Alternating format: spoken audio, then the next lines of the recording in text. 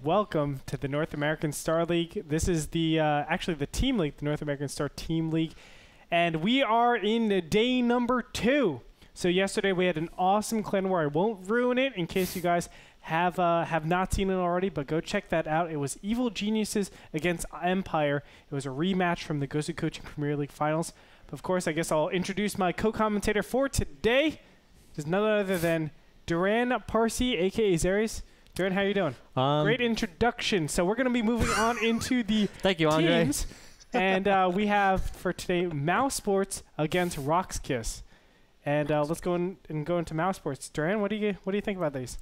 Mouse, I guess I've been on record as saying that Mouse is the best overall team outside of Korea. I mean, they've won both seasons of the EG Masters Cup. They got third in GCPL Season 2, actually. They defeated Liquid in the third place game. They have played very, very well in the IPL Team Arena, and I think they got really far. I think they finished second, maybe even won the IPL Team Arena Challenge, the 8-player invitational tournament. I'm not sure.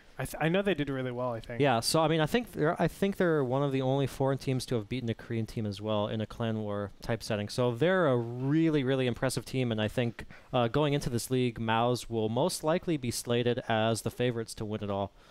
I mean, Mouse, we can say at least, is the most consistent team. And you saw the players. They are tip-top foreigner players.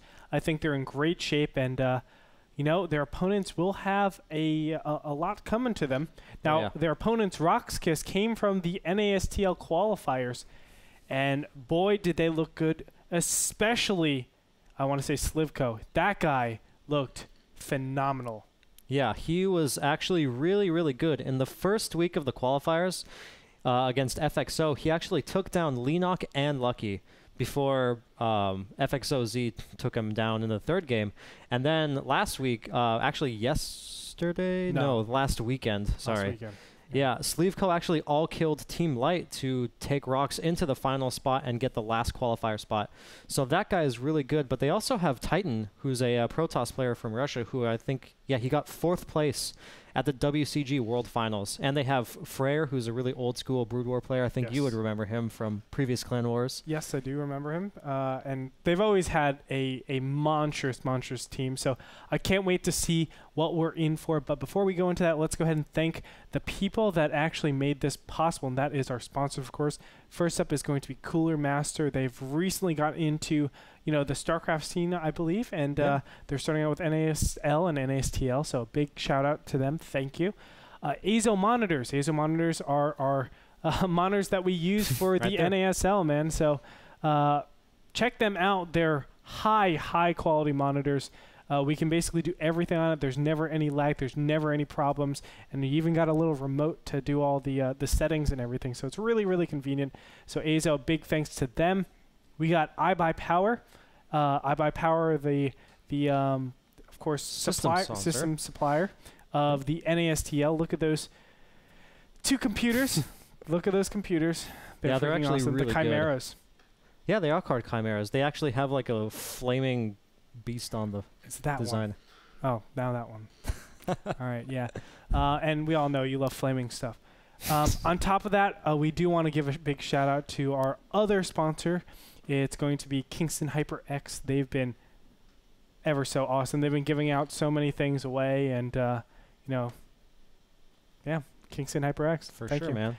Anyway, that being said, I think that's going to be it. Again, we're going to have more matches. Oh, I do want to say we have a show match series on Sunday, so be sure to tune in to that. That's going to be directly after the clan war that happens on Sunday. I forgot who's playing. Do you know who's playing by any chance? I just called us both out. Anyway, it's going to be after that particular clan war. It's going to be Pult versus Hero. Freaking sick show match, $500 prize pool.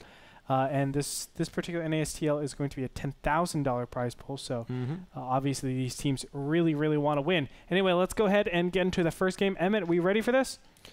By the way, to answer your question, it's going to be Team Liquid versus Quantic. Oh, bam. Easy. I know my schedule. Thanks, man. Easy. All right, so let's go ahead and start this up, and let's get into the game.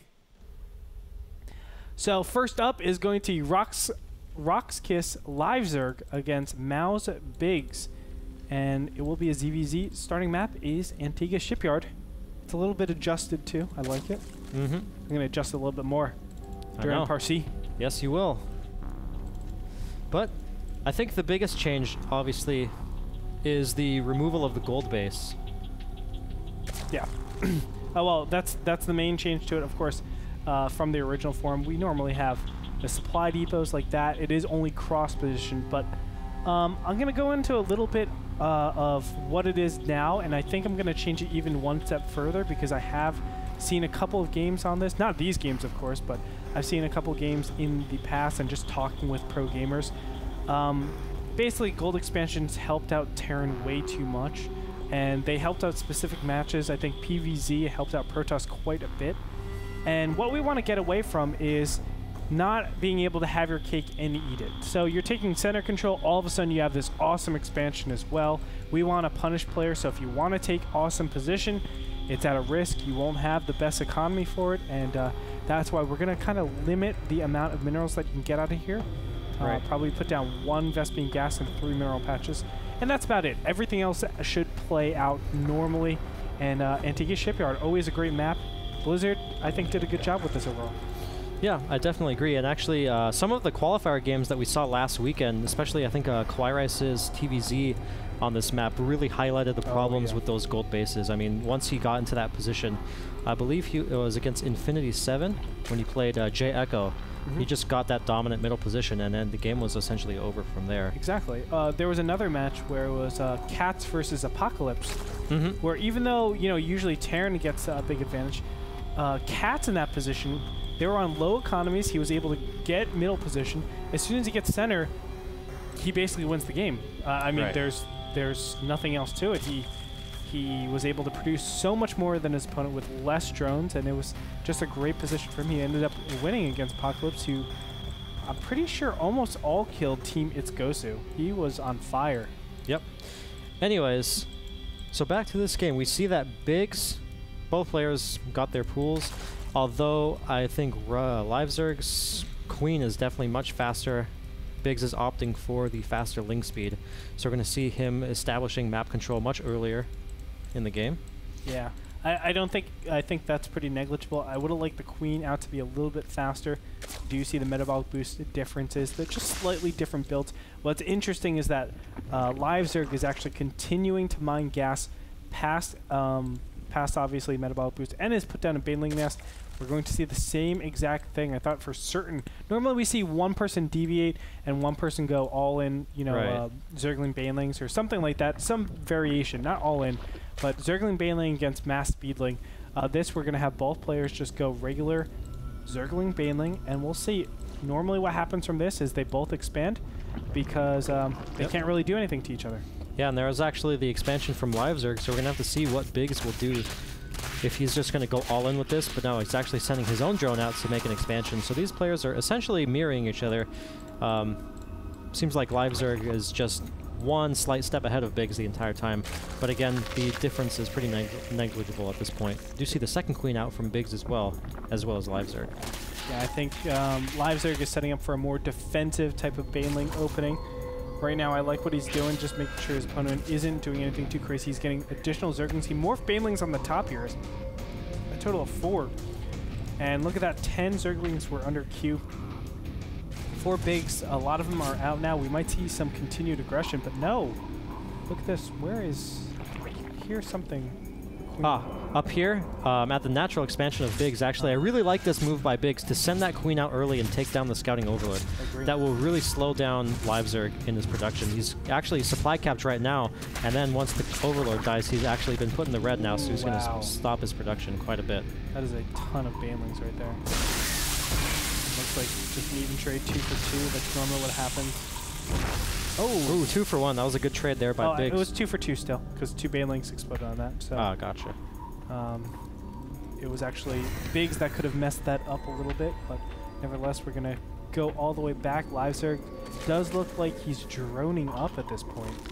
And this could be spelling a lot of trouble for Rox.Kis right now. Right. I think his spine crawler is a little bit mistimed. I'm not sure if Biggs decides to go all in with this, it might not come up in time, and he really needs that spine crawler to target the banelings. Oh, those two banelings! They actually explode in a lot of really, really valuable units. And a nice little exchange right there. But is it going to be enough? Two banelings. Oh, all the banelings from LiveZerg are taken down, and a bunch of lings are hammering away at these queens. And this is looking like a tough position for LiveZerg. He wants to really take down the weakened queen right there. There, he's going to get it. Spinecrawler does go up, but 3 Zerglings will run on in. That's definitely a huge larva advantage right now coming out from Biggs. Right.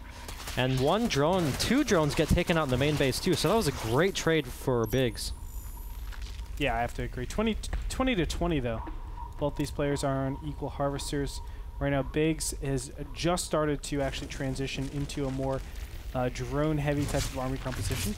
The Spinecrawler has been readjusted and placed higher. This is good. You want more space, but these banelings have to be very careful. Wow, really good baneling hit. This queen is really, really weak. It can't really afford to be aggressive, and actually, Biggs is going to run right up into the main, and that baneling just missed all those Zerglings entirely, and another queen's going to get taken out, it seems like.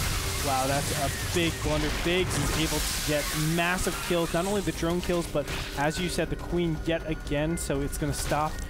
More and more larva inject.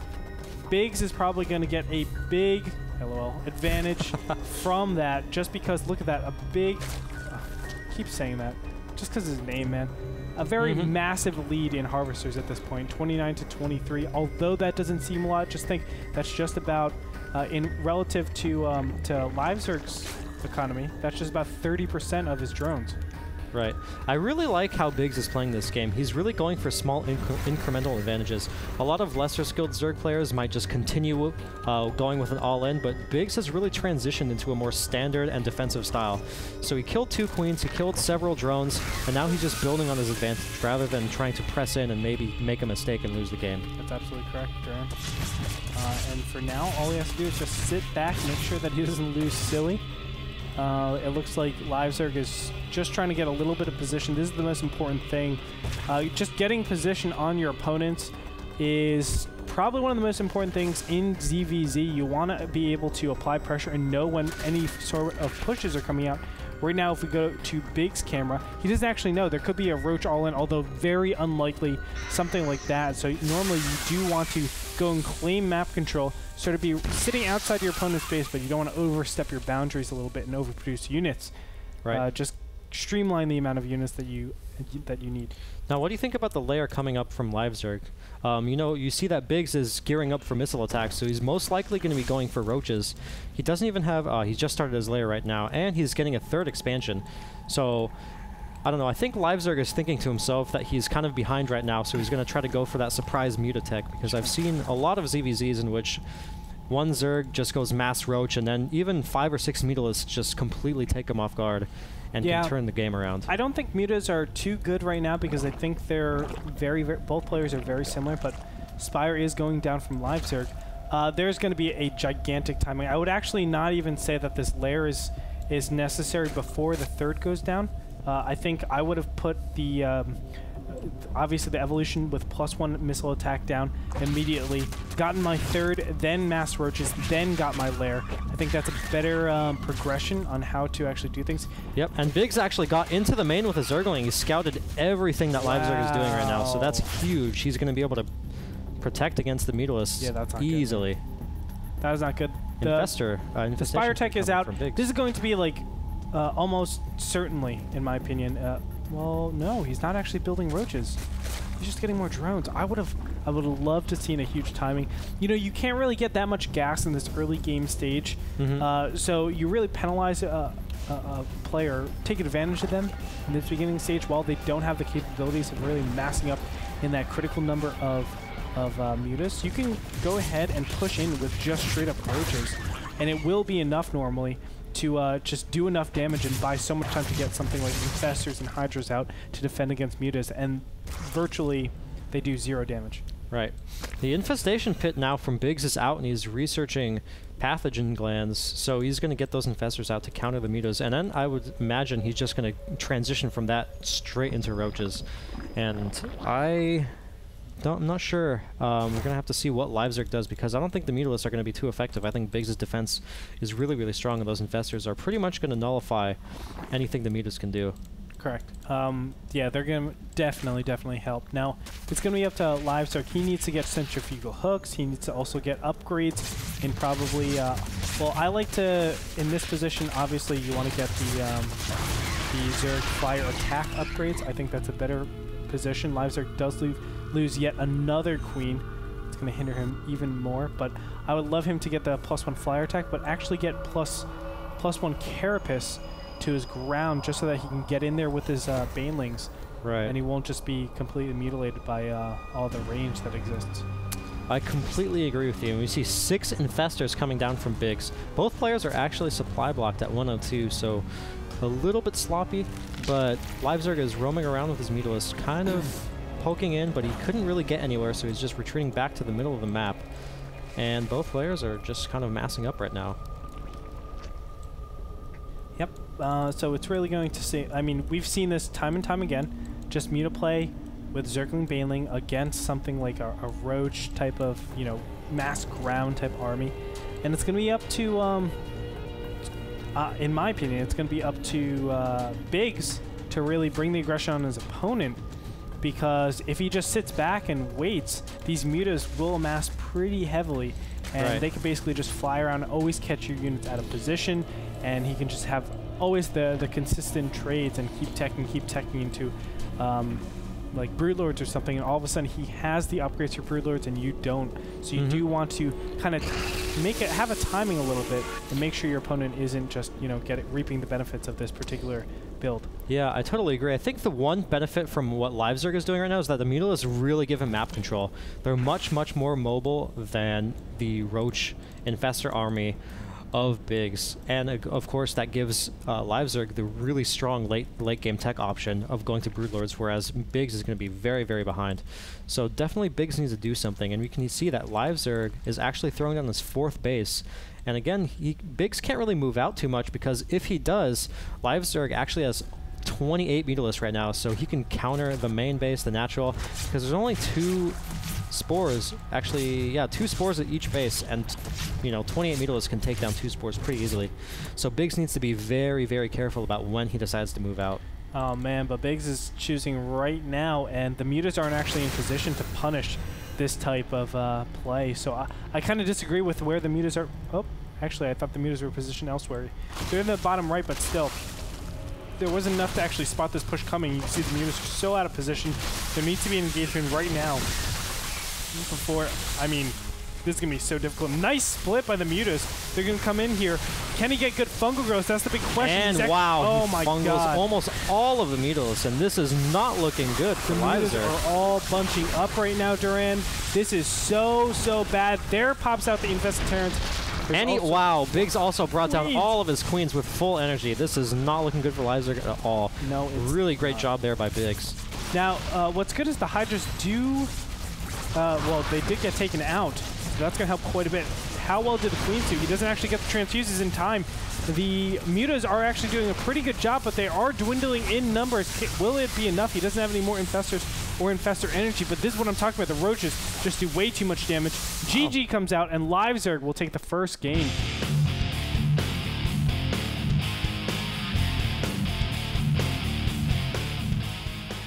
That was a pretty exciting game, guys.